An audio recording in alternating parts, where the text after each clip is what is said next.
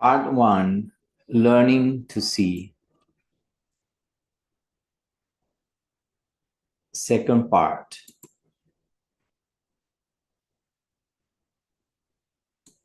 Number 2, Seeing our seeing.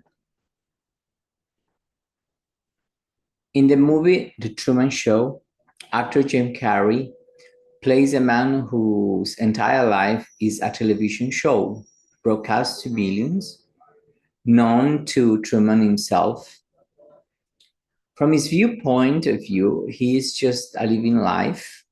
In the middle of the movie, a group of reporters interview the director, the godlike figure played by Ed Harris, who literally determines Truman's life.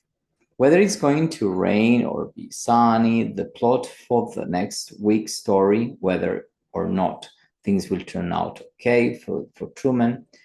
One interviewer asks the director, how do you explain that Truman has never figured out that his whole life is just a television show?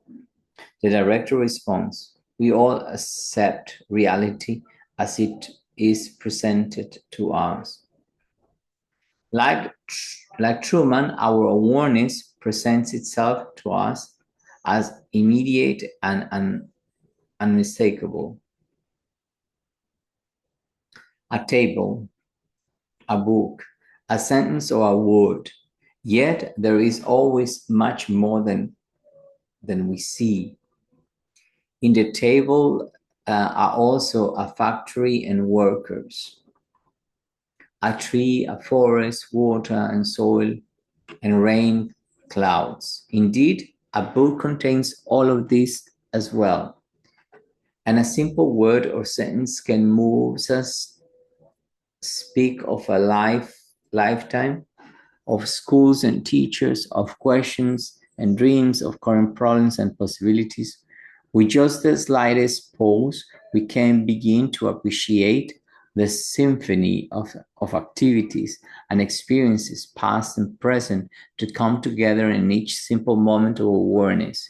Yet, out of the symphony, we typically hear only one of two notes. And these almost always are the ones most familiar to us. The problem is that the problem that arise from the problems that arise from talking sorry, I will start again.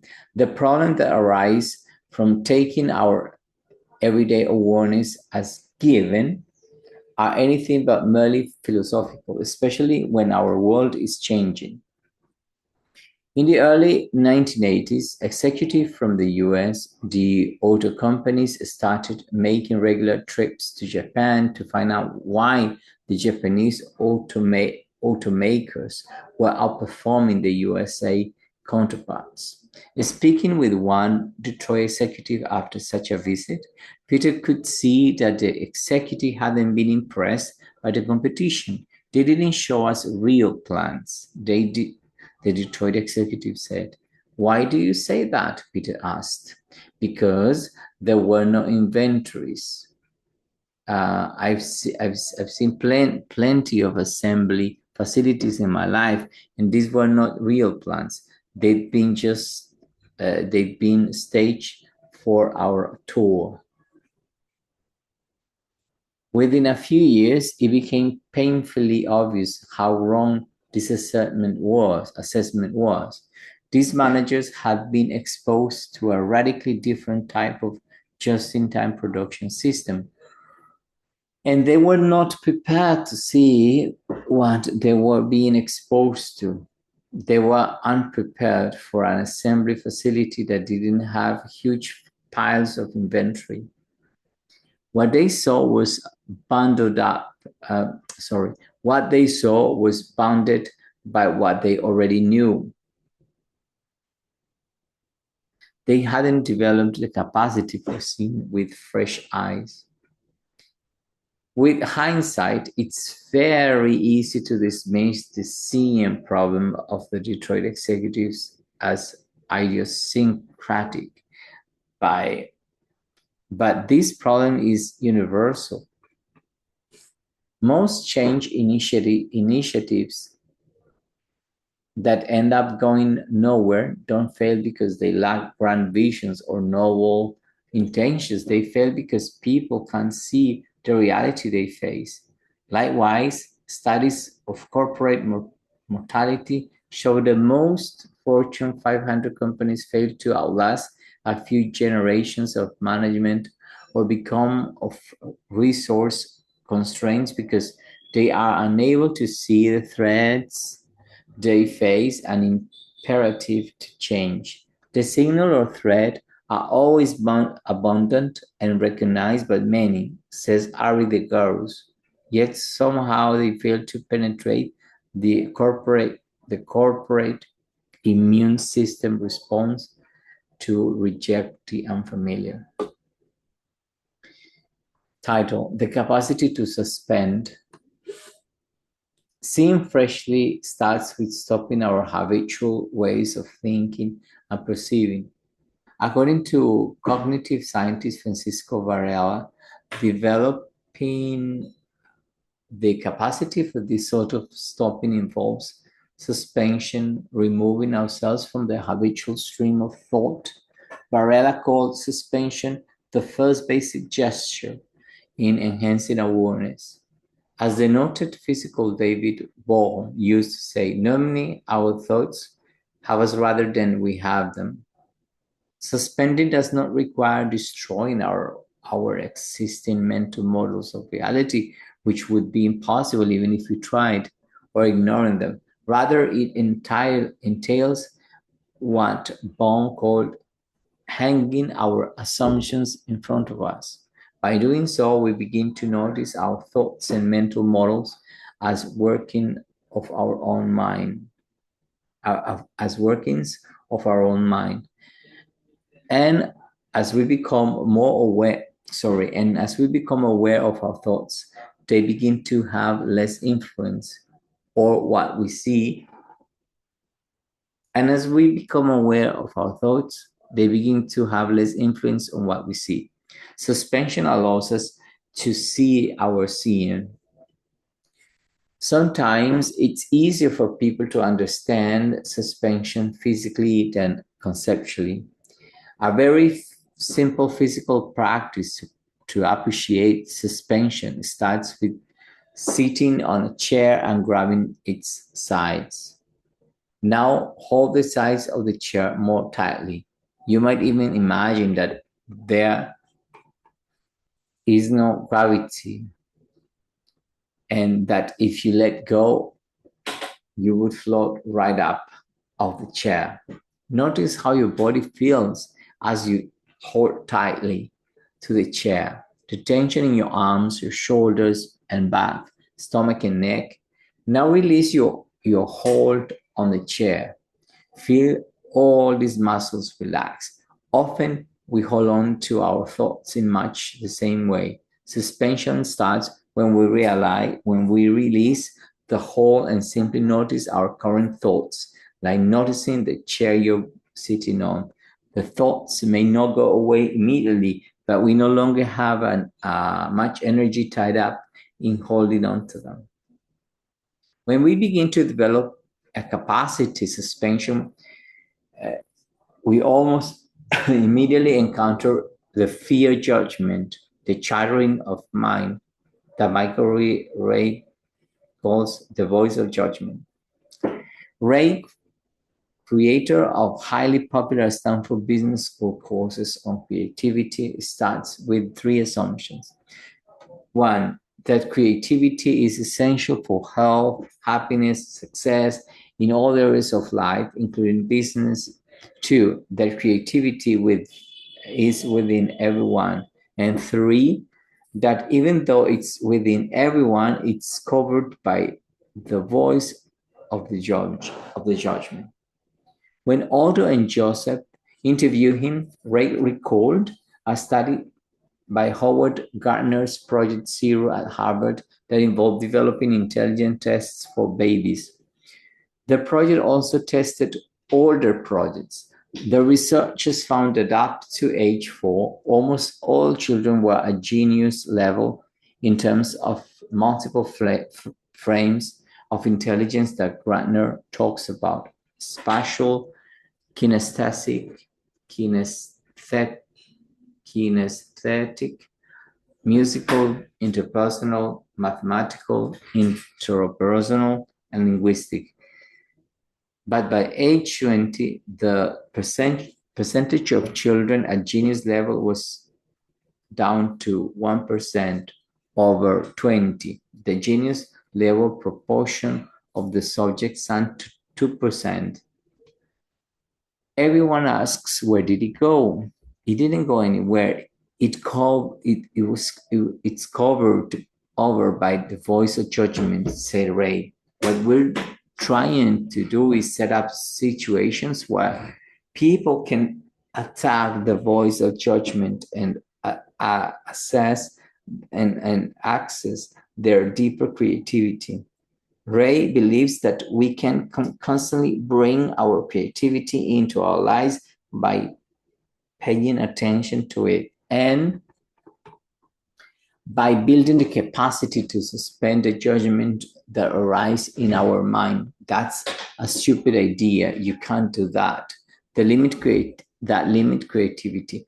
In practice, suspension requires patience and willingness not to impose pre-established frameworks or mental models on what we are seeing. If we can simply observe without forming conclusion as to what our observations mean and allow ourselves to sit with all the seemingly unrelated bits and pieces of information, we see fresh ways to understand a situation can eventually emerge. For example, when the economist Brian Arthur and his colleagues sociologist Geoffrey McNicol were working in Bangladesh in the 1970s, they spent months observing, gathering information, and doing nothing. This was a time when it was common for Western economies and institutions such as the World Bank to analyze seeds of development or developing countries such as Bangladesh by simply applying traditional economic models without really questioning them. Eventually, Arthur and McNicol stopped a fresh understanding of how the goals and structure of the whole functioned according to Arthur. They showed how conditions such as landlessness and large families were self-reinforcing over time, and how standard band-aid fixes prescribed by international institutions only serve to prop up the status quo. What we saw was new, and the paper they wrote helped shift the focus of these institutions toward addressing fundamental socio-economic conditions rather than just standard economic indicators of development. Suspending together.